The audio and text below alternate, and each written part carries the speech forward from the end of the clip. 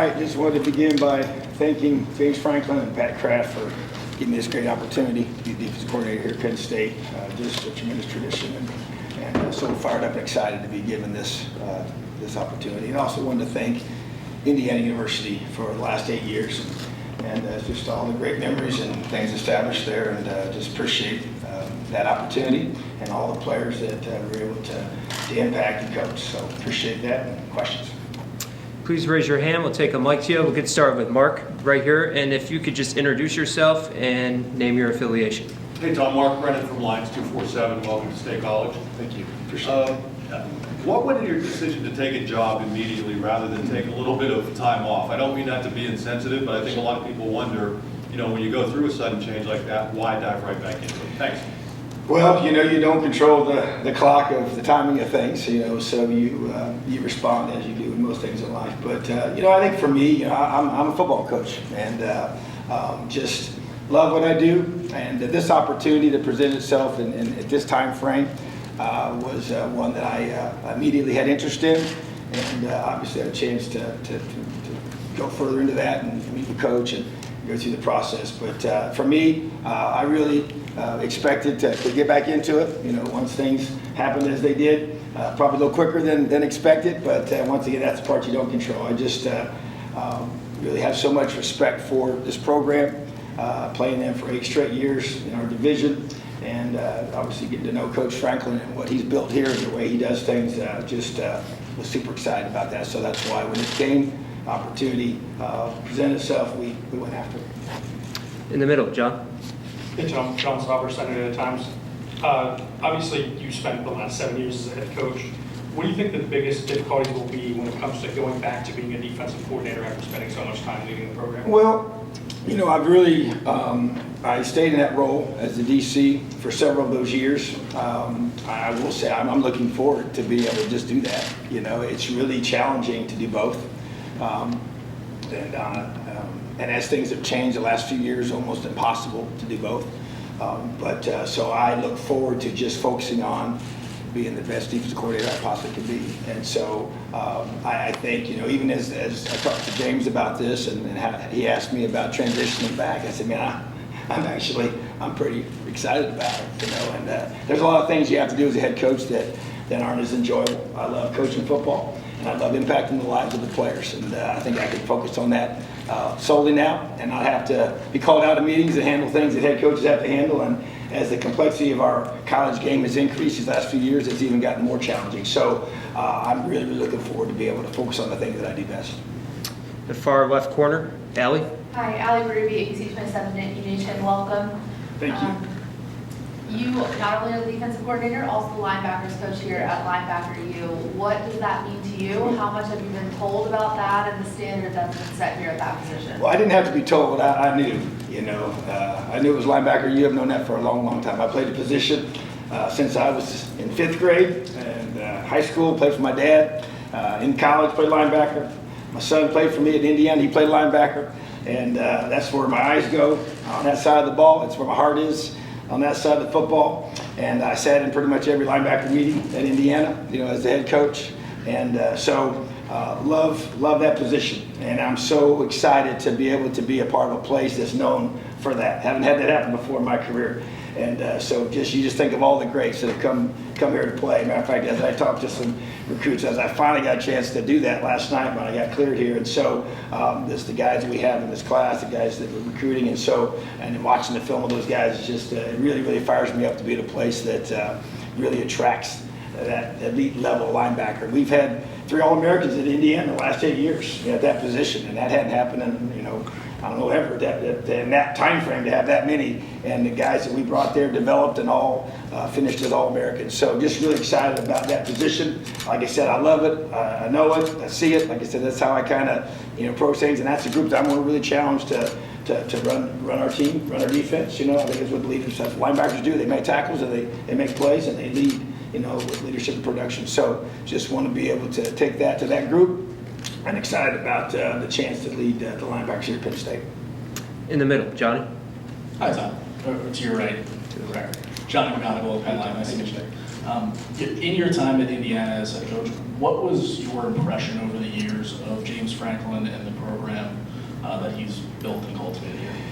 Well, just you're seeing the what he was able to come here and that situation that he walked into, and to just systematically, build the program the way he wanted to build it, and the culture that he built. I just think that you could just see as every year passed, the talent level increasing. I felt like I thought the players here physically, from when they got here to when they left, just the way they just moved and ran, and then you see how they tested, and when they were going to the draft, it just always seemed to be, just caught my eye that they're doing something right, and obviously the product on the field, the way the kids play, and just the physicality of the teams and the athleticism of the teams. Obviously when I first started playing, Saquon Barkley was the tailback we're trying to tackle, and so just so many great players.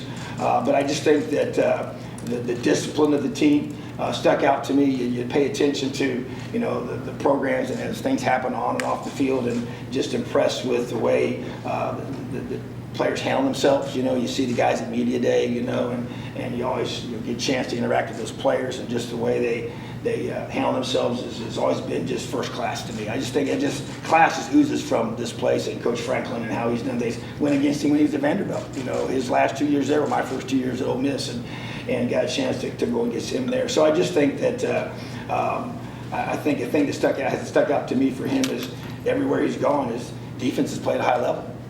Different defensive coordinators as well, but the mainstay is the way the defense plays. Like I said, all the way back to when we faced him his last 2 years at Vandy. So that's after being in the role of head coach, when you're trying to hire to the other side of the ball that you don't coach, it's a big deal. And to have that consistency that he's had there has been impressive. Within his program. So that's a tribute to him, and being able to have a vision for what he knows he wants there, and being able to make that a reality. Front middle, Greg. Coach Greg Pickle from Blue White Illustrated. Nice to meet you. Coach, over your coaching career, there's been a lot written about the type of defense that Tom Allen defenses play. In your words, what is a Tom Allen defense? What should Penn State fans be watching for or expect when your unit first takes the field next year? Well, we say with our DNA, it's and wherever you go, it's not. I don't like to use the words mine and I. It's we and ours. And so we're going to play. It's about takeaways, tackling, and effort.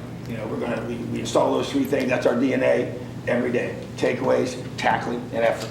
And within that, man, we're going to be aggressive, attacking defenses. I think one thing we've been known for is just being really doing a good job at disguising things. Making that quarterback have to really process when the ball gets snapped. Take a lot of pride in that. Spend a lot of time with that.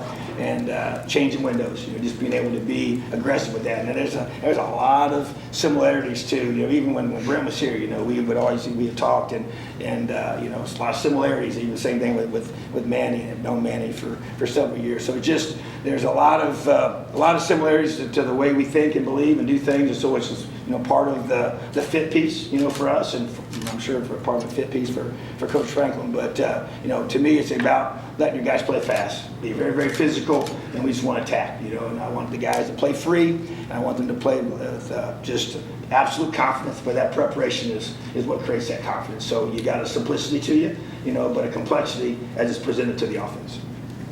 Over here on the right, Audrey. Hi, Audrey Snyder, The Athletic. James told us last week that he wanted to hire somebody who wasn't intimidated to take over the top-ranked defense in the country. I guess, why do you feel like you're the right guy for that? And also, how do you kind of go through the next few weeks with getting familiar with this roster? You mentioned talking to recruits. How do you balance and navigate all that?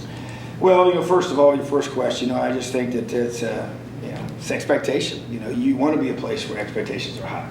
But there's no question. I mean, you go through and you look at what they were able to accomplish this past season. It's pretty impressive now. It hasn't happened very often, and statistically how they've dominated in the run game and the throw game and leading the country in sacks and just disrupting. That's what I kind of think of. And so, but at the same time, you want to go a place where the expectations are high, but the standards are high, and that's what's been said here. And hats off to Coach Diaz and what he did, and obviously the whole staff. They did a great job and great chemistry. You can tell, and a lot of great people in that room, and that doesn't happen by accident. And it's obviously the players and all that they did and their buy-in. So, but that excites me, and I want to be able to build off what they've had here. And I love the fact that there's a standard and expectation you're going to play great defense at Penn State.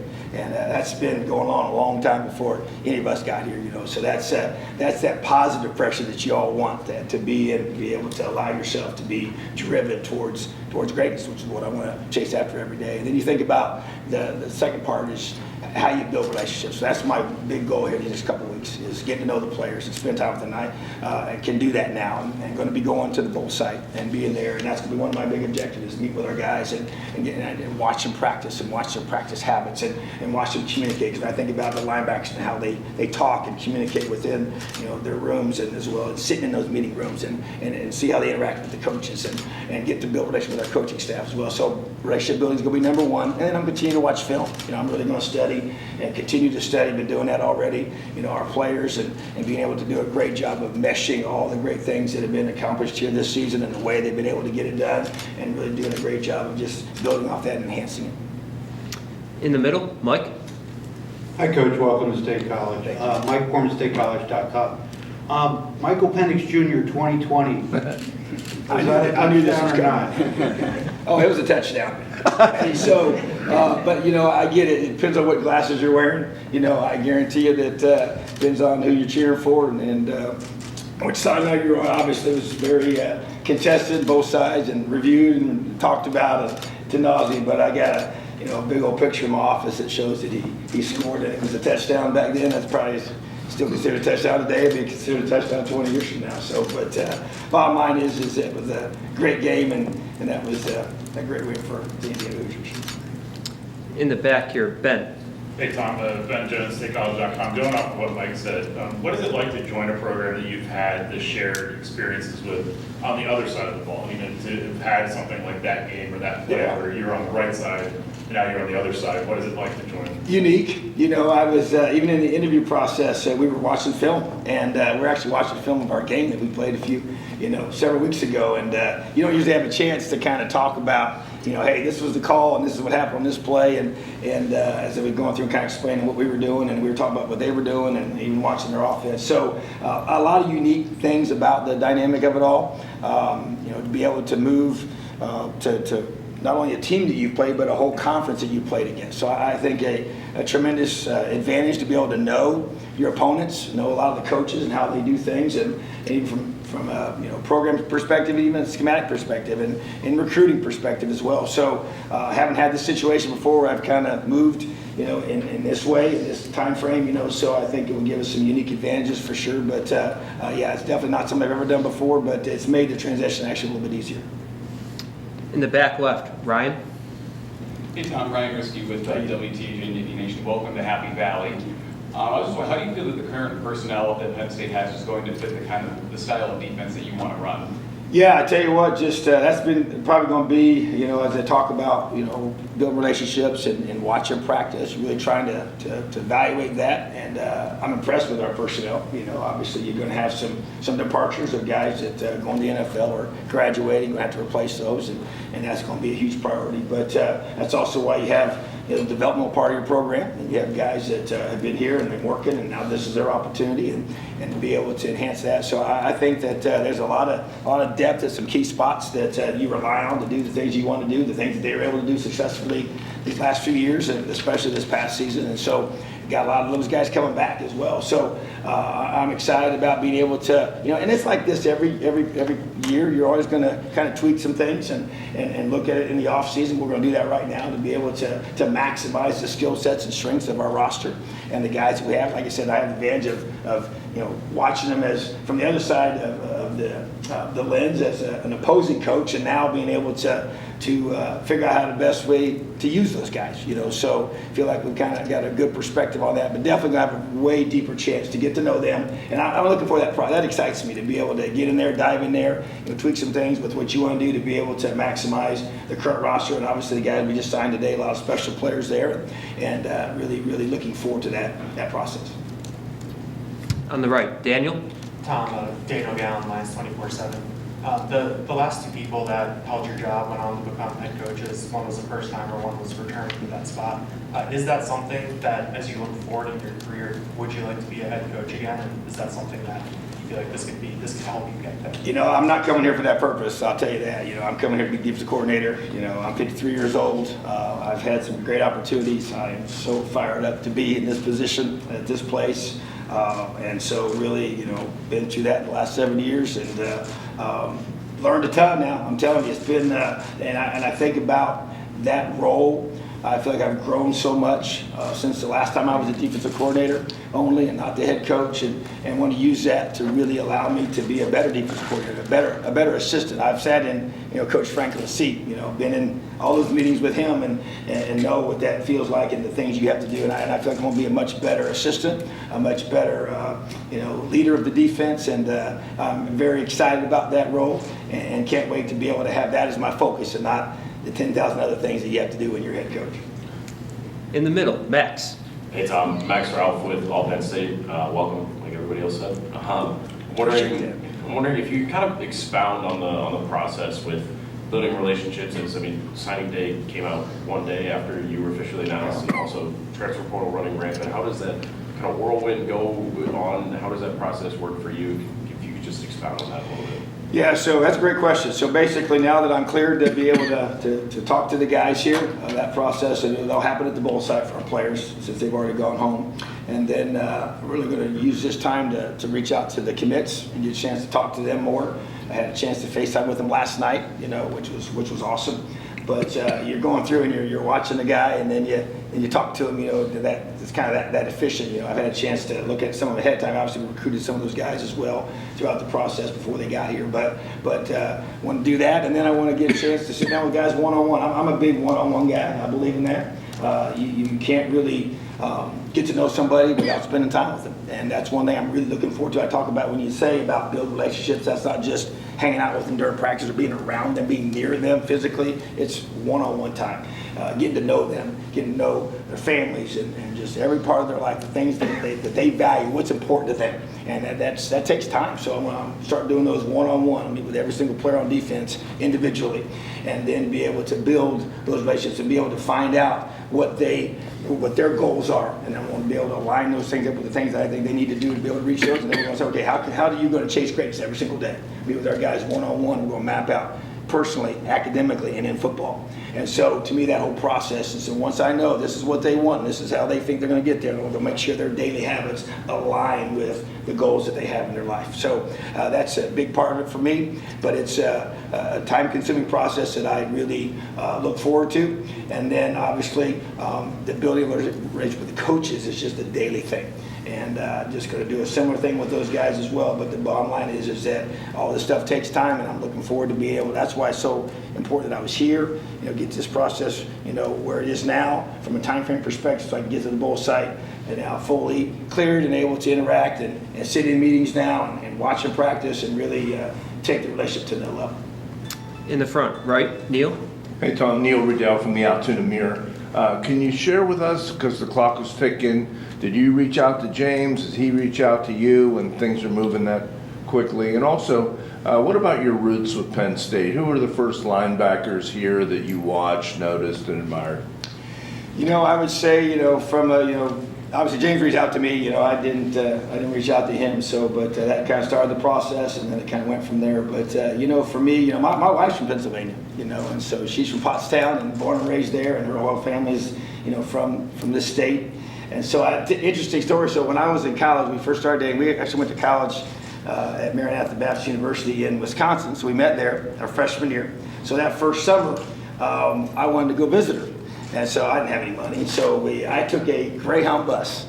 It took me 18 hours to drive from Indianapolis, Indiana to, I think it was King of Prussia is where I ended up going to. And you know, you see Greyhounds, you know, you go past them. I had no idea that they stopped at every single town. That's why it took 18 hours. I mean, it's like twice. And it's a long, long trip. And so I did that twice.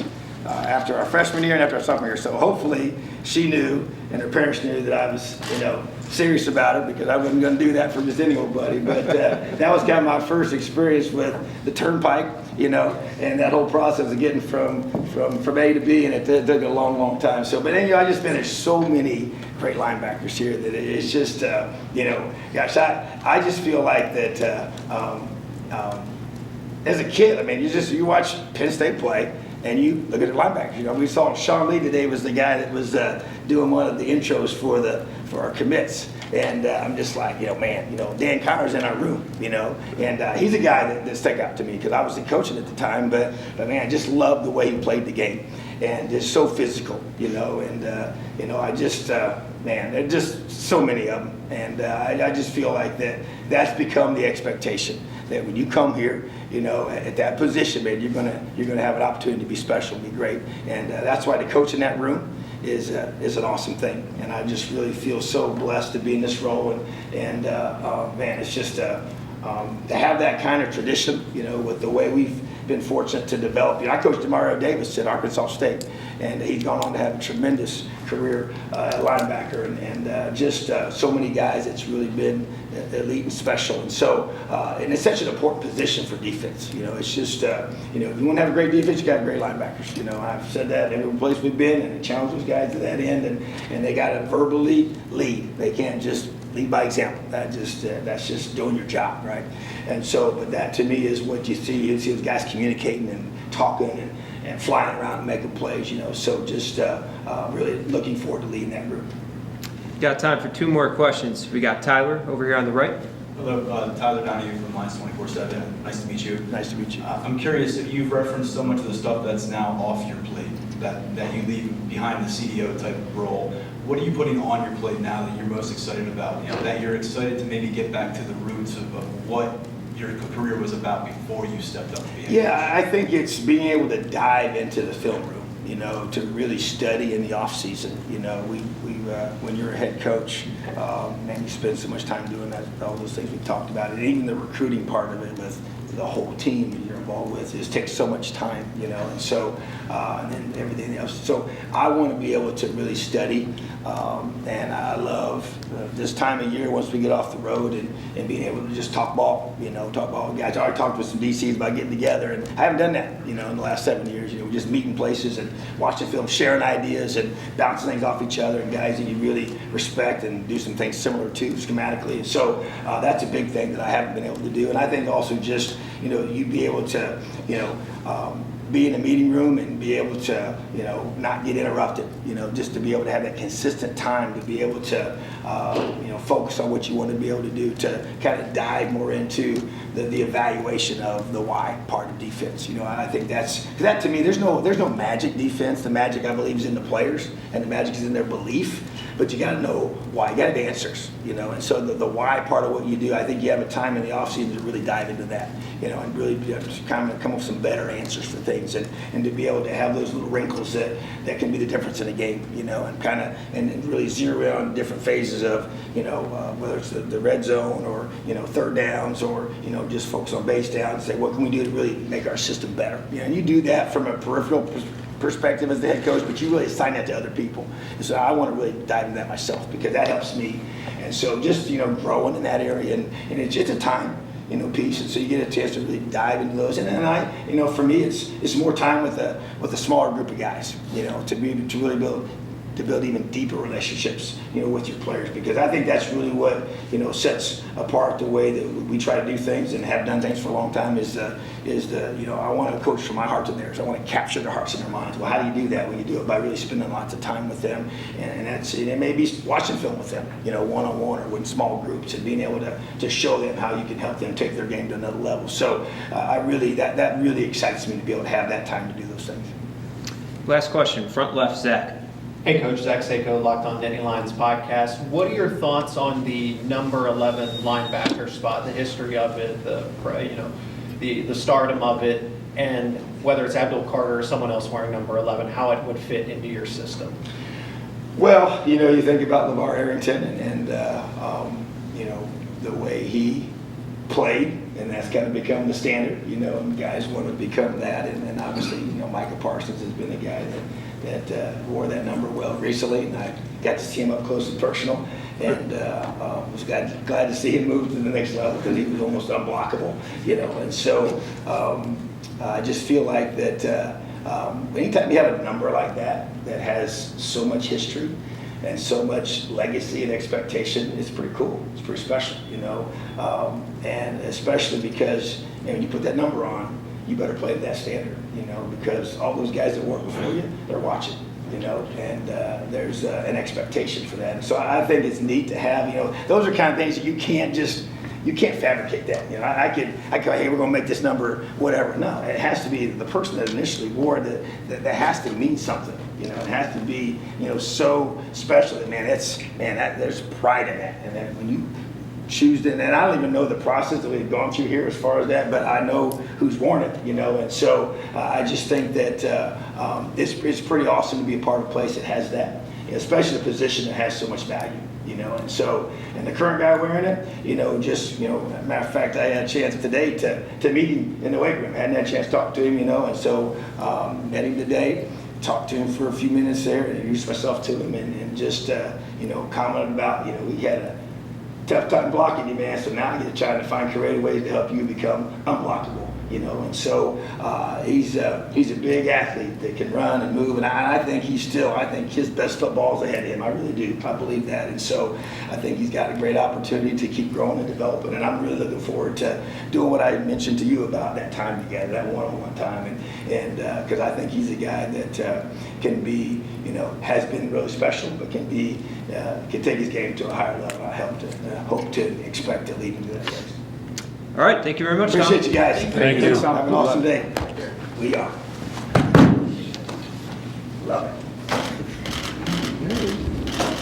Man, my money's gone.